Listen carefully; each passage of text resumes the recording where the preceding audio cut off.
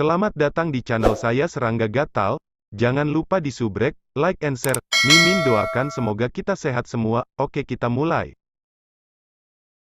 Dia dipukul terbalik oleh energi pedang. Sebelum berdiri diam, dia didukung oleh seseorang. Terima kasih.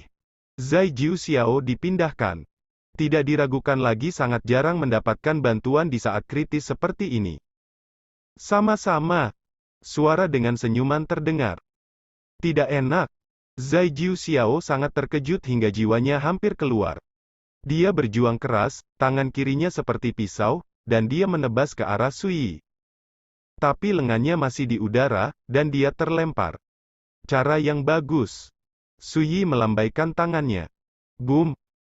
Pada saat sekarat, Zai Jiu Xiao entah kenapa teringat sebuah kalimat yang pernah diucapkan oleh pemimpin nelayan. Pastikan untuk mengingat bahwa ketika penonton mulai bermain dengan Anda seperti kucing dan tikus, kematian tidak dapat ditolak. Jika memungkinkan, cobalah mati dengan sopan. Sayangnya, ketika Zai Jiu Xiao mengerti, dia sudah mati. Tidak jauh, teriakan Heming Liu terdengar. Wanita cantik dan berkulit putih ini jelas terangsang oleh kematian Zai Jiu Xiao. Jangan takut, kamu baru saja memanggilku anak kecil, mengapa kamu panik sekarang? Ini tidak lebih dari kematian. Sui berjalan mendekat, berjalan santai, seperti berjalan-jalan di halaman.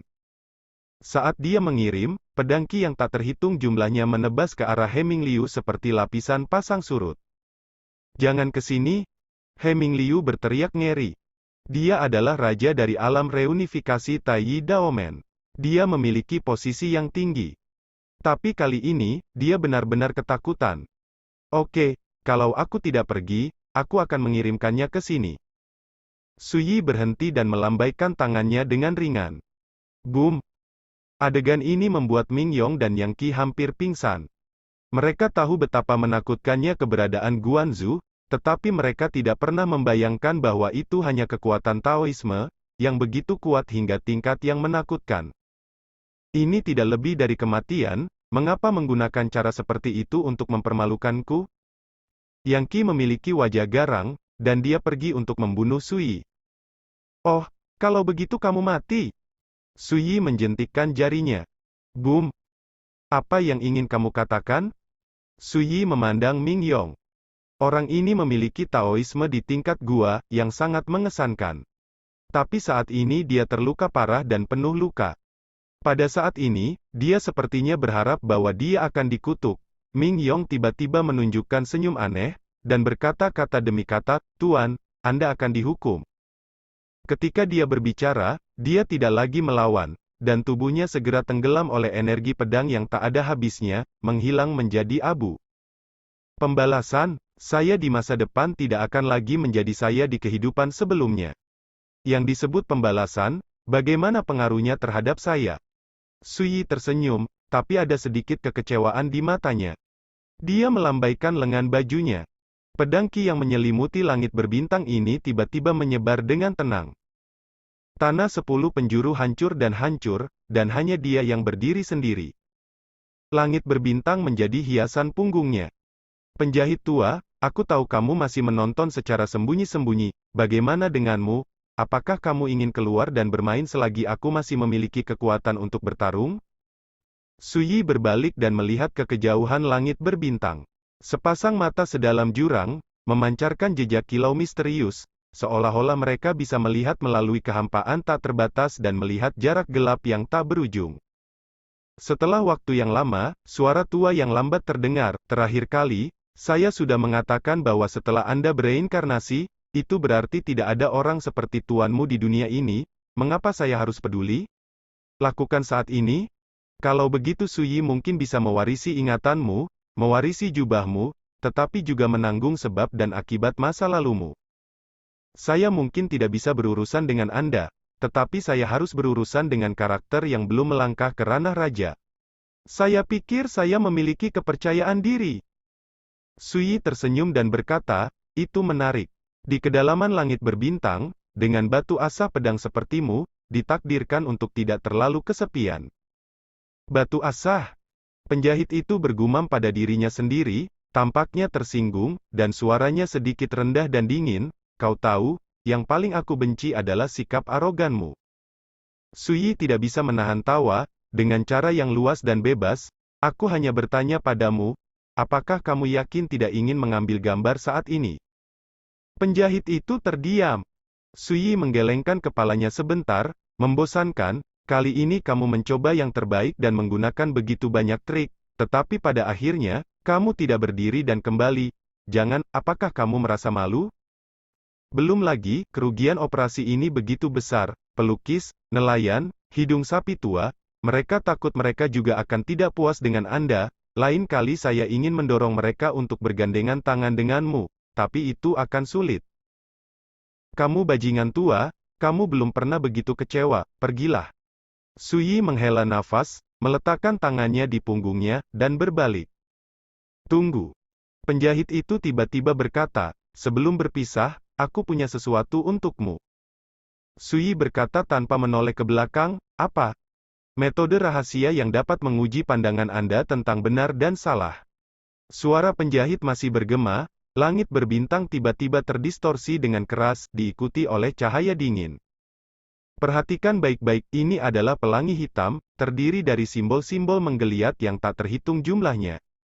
Tajamnya tak tertandingi, seolah menembus belenggu ruang dan waktu. Dalam sekejap, ia muncul di belakang Suyi dan menusuknya dengan ganas.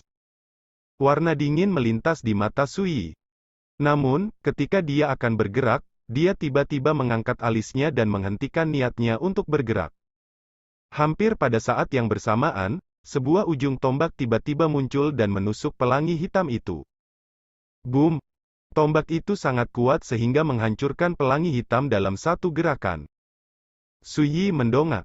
Saya melihat sosok ramping dan lancang muncul, dengan jubah abu-abu mansyus, rambut panjang diikat ekor kuda dengan tali merah, dan wajahnya ditutupi topeng perunggu, memperlihatkan sepasang mata bintang berkilau lavender.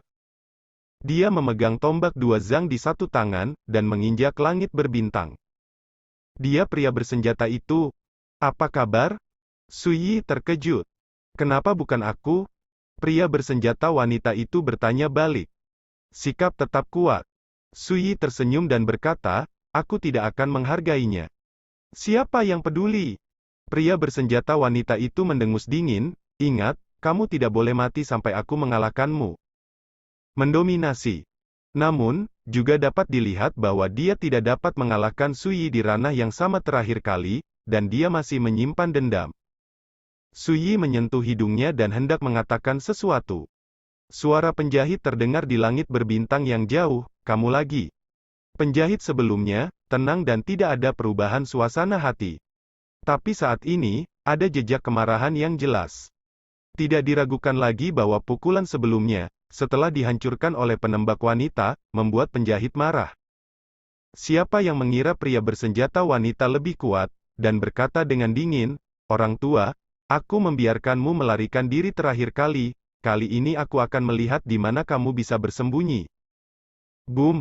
Dia maju selangkah, dan sosoknya menghilang begitu saja. Wanita yang aneh. Suyi berpikir keras. Segera, dia menggelengkan kepalanya dan berjalan menuju gurun besar di bawah langit. Dalam dirinya, kekuatan yang dimiliki penonton secara bertahap menghilang. Dibandingkan dengan gejolak dan kekacauan di langit berbintang, laut bintang jatuh sunyi.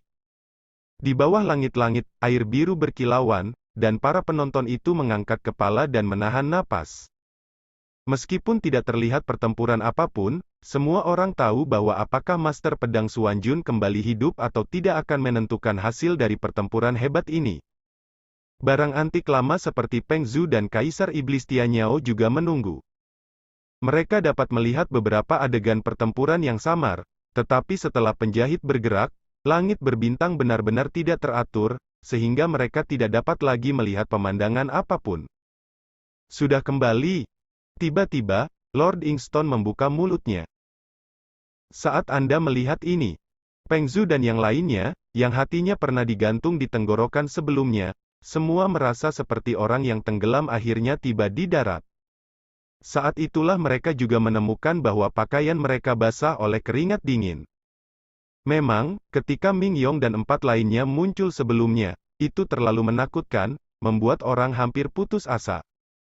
Dan sekarang, dengan berakhirnya pertempuran, Peng Zhu dan yang lainnya tiba-tiba menemukan bahwa Sui lah yang akhirnya selamat. Kejutan, kegembiraan, dan kegembiraan yang tak terlukiskan melonjak di hati barang-barang antik tua ini, membuat mereka semua kehilangan kesabaran, dan hampir menangis karena kegembiraan. Sangat mendebarkan. Dari awal hingga akhir pertempuran ini, ada banyak variabel dan bahaya.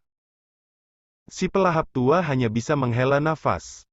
Penonton di kejauhan semua tercengang di sana, melihat kesurupan, seolah-olah melihat dewa datang dari langit. Menang.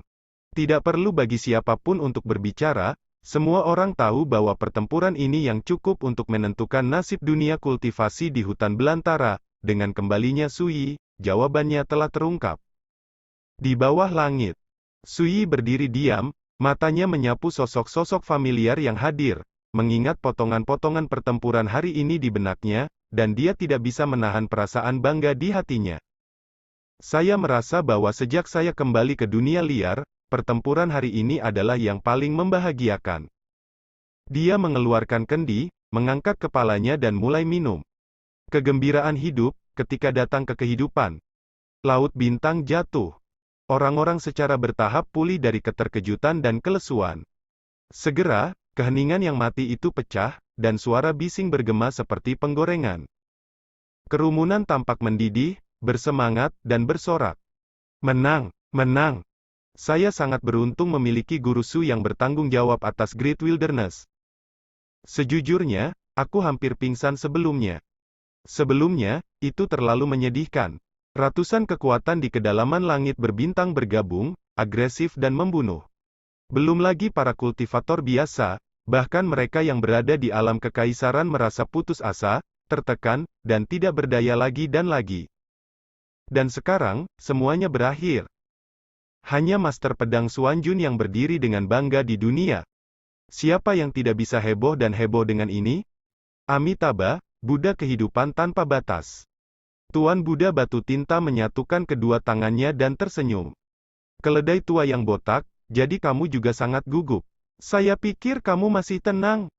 Si pelahap tua menggoda, dia memperhatikan bahwa jubah Lord of Yanxin Buddha juga basah oleh keringat dingin.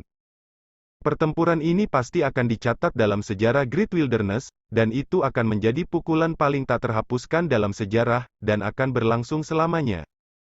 Kata-kata Peng Zhu tegas. Saya tidak tahu apakah ada yang bisa melampaui pencapaian besar Su Lao Gua di masa depan, tapi setidaknya dia bisa disebut 4 karakter kuno dan modern. Leluhur iblis Yue Yin menghela nafas. Semua barang antik tua itu bersemangat, ini adalah pertempuran yang terkait dengan nasib dunia kultivasi di hutan belantara, dan Sui lah yang dapat membalikkan keadaan dan mengatur badai dalam satu gerakan. Di masa depan, jika kekuatan di kedalaman langit berbintang ingin membalas dendam, saya khawatir mereka harus mempertimbangkan apakah mereka dapat menanggung konsekuensinya. Kakak Su, kamu baik-baik saja? Penguasa iblis Tianyao bergegas untuk pertama kalinya, prihatin dengan pertanyaan. Gaun merahnya seperti api, kulitnya lebih bagus dari salju, dan sikapnya cukup memukau semua makhluk. Menurutmu ada yang harus kulakukan? Su Yi tertawa. Kelihatannya baik-baik saja, siapa tahu bertahan. Tian Yao Demon Emperor menatap Su Yi ke samping. Tiba-tiba terdengar teriakan panik dari kejauhan. Tuan Su, yang kecil salah, tolong juga minta yang banyak, jangan pedulikan yang kecil. Di kerumunan yang jauh, seorang biarawan kurus berlutut di sana, wajahnya penuh ketakutan, dan suaranya menangis. Orang-orang tiba-tiba teringat bahwa baru saja, orang ini adalah yang pertama berbicara, membiarkan Master Pedang Xuanjun pergi ke kedalaman langit berbintang untuk bertarung sampai mati. Tuan Su, kami salah. Setelah itu, banyak biksu berlutut di tanah. Satu persatu panik, penuh penyesalan. Ada juga seorang lelaki tua yang langsung mengolesi pipinya dengan kedua tangannya. Sorak-sorai heboh di lapangan tiba-tiba mereda. Semua mata tertuju pada para biarawan yang berlutut di tanah. Beberapa merasa sangat bahagia, berpikir bahwa tulang rawan ini pantas mendapatkan balasannya. Beberapa orang terlihat rumit, kenapa repot? Orang yang rendah hati, jika ia memiliki tulang punggung, dapat diibaratkan dengan langit. Jika ia tidak memiliki tulang punggung, ia hanya semut yang berlama-lama, yang membuat orang hina. Peng Zhu menghela nafas. Monster tua Su, bagaimana menurutmu? Cacing tua yang rakus itu memandang Sui. Apakah menurutmu aku akan menghukum mereka sendiri? Sui bertanya. Si pelahap tua menggelengkan kepalanya. Barang antik tua itu tidak menyangka Sui akan melakukan ini terlalu banyak. Mereka juga melihat ini, bukan karena mereka menyesali dosa-dosa mereka, tetapi mereka khawatir bahwa mereka akan dihina, dikucilkan, dan bahkan ditekan oleh dunia di masa depan. Sui berkata dengan acuh tak acuh, bagaimanapun, peristiwa hari ini pada akhirnya akan menyebar ke seluruh dunia, dan apa yang mereka lakukan di masa lalu juga akan diketahui dunia. Saya ditakdirkan untuk melibatkan kerabat saya, teman dan klan, dan mungkin saya akan dibalas oleh orang lain. Semua barang antik mengangguk. Ini memang masalahnya. Sebagai Susuan Jun, dia tidak perlu mengatakan sepatah kata pun atau membuat pernyataan sama sekali. Ada banyak orang kuat di dunia liar ini yang akan mengambil inisiatif untuk membantu dia melakukan sesuatu. Anda akan dikritik oleh ribuan orang, dicaci maki oleh ribuan orang, dan bahkan dibalas dendam. Dan ketika mereka mendengar kata-kata Sui, para kultivator yang berlutut dan memohon belas kasihan semuanya pucat pasi seperti disambar petir. Ini memang yang paling mereka takuti. Belum lagi aku pergi berperang sebelumnya, untuk menyelesaikan musuhku sendiri, dan aku tidak pernah dianiaya oleh mereka dengan benar. Nada suara Sui datar, itu dia. Setelah dia selesai berbicara, dia meletakkan tangannya di punggungnya dan berbalik. Dari awal hingga akhir, saya tidak pernah melihat biksu yang berlutut. Dulu serakah mereka saling memandang dan mengikuti Sui satu demi satu. Bah, hal-hal yang memalukan, Tuan Su tidak suka membersihkanmu, tapi kami tidak tahan. Lalu, bunuh mereka semua?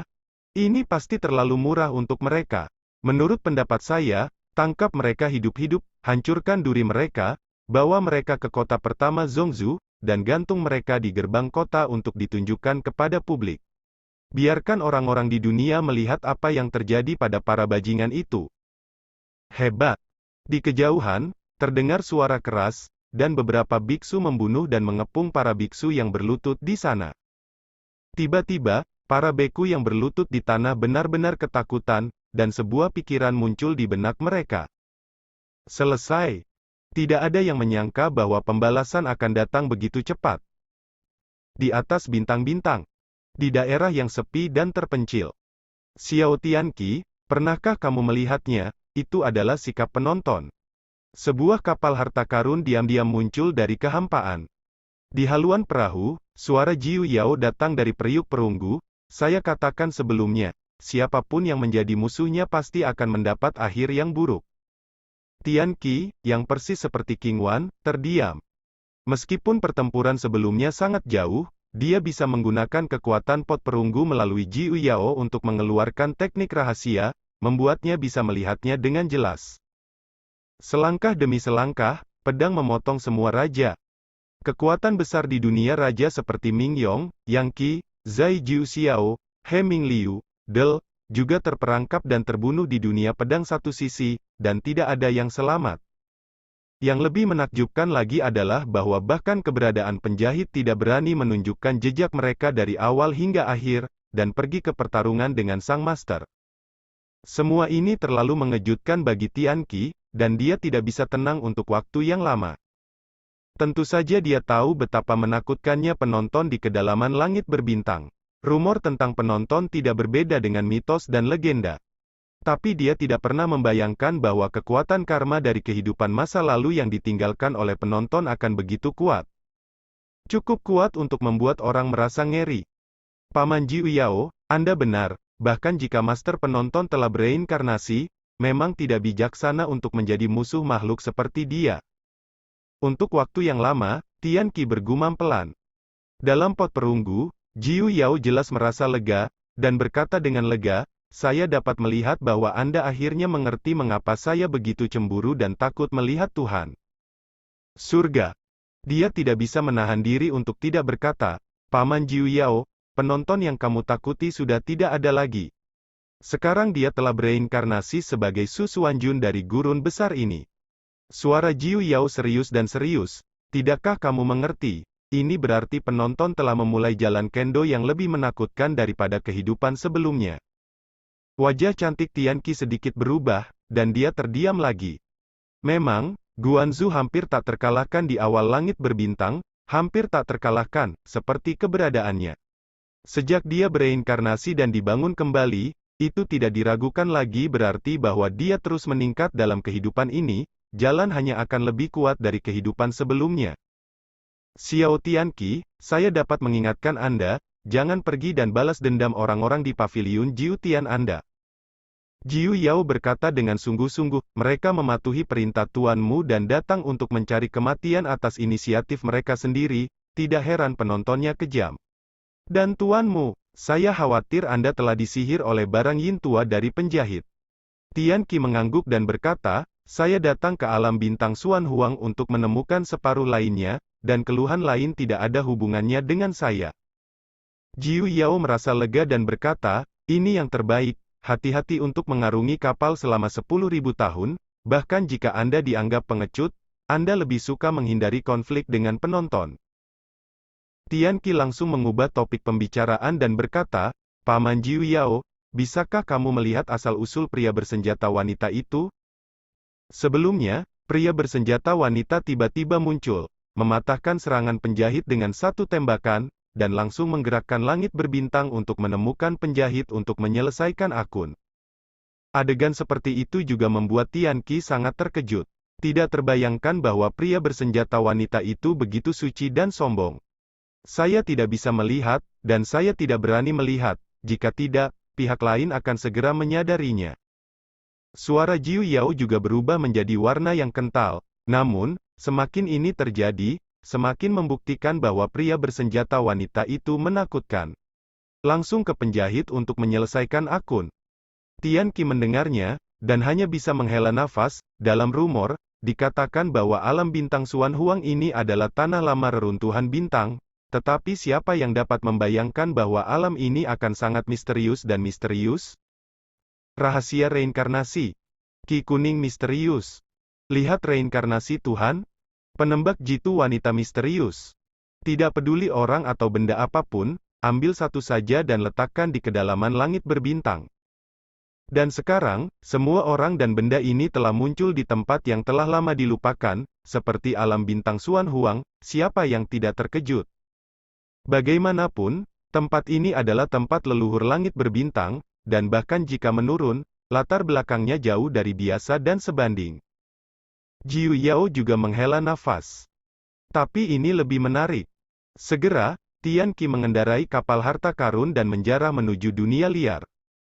Dan di kedalaman bintang. Di dunia tandus yang dipenuhi lava. Tidak enak. Terdengar teriakan. Setelah itu, sesosok tubuh bergegas dari kedalaman lava. Diperhatikan dengan seksama, pria itu sudah tua, wajahnya keriput, mengenakan jubah kain, dengan jarum perak di rambutnya. Penjahit yang dianggap sebagai salah satu raksasa paling berbahaya di kedalaman langit berbintang. Namun, pada saat ini, ekspresinya serius, dengan sedikit putus asa, dan sosok itu berkedip, dan dia akan meninggalkan dunia cair ini. Boom! Kekosongan meledak, dan sebuah tombak menghadang. Sosok penjahit itu menabrak kakinya, dan sosok itu mundur ratusan kaki. Melihat ke atas, di kejauhan, seorang wanita memegang tombak panjang, dan sepasang mata ungu menatapnya dengan dingin. Orang tua, kemana kamu bisa kabur kali ini? Nada suara pria bersenjata wanita itu dingin. Sekian dulu update-annya, tunggu lanjutannya di channel saya Serangga Gatal, di subscribe ya guys. Terima kasih.